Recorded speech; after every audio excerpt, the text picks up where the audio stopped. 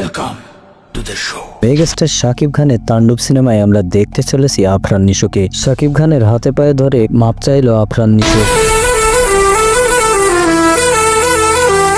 অনেক জল্পনা কল্পনার পর অবশেষে হতে যাচ্ছে অনেক দর্শকের মনের আশা পূরণ। শাকিব খান ও আফরান নিশো থাকতে চলেছে একই সিনেমাতে। কয়েকদিন থেকে সোশ্যাল মিডিয়ায় অনেক রকম আলোচনা এবং সমালোচনা হচ্ছিল যে শাকিব খানের তাণ্ডব সিনেমাতে কেমিও দিতে চলেছে আফরান নিশো।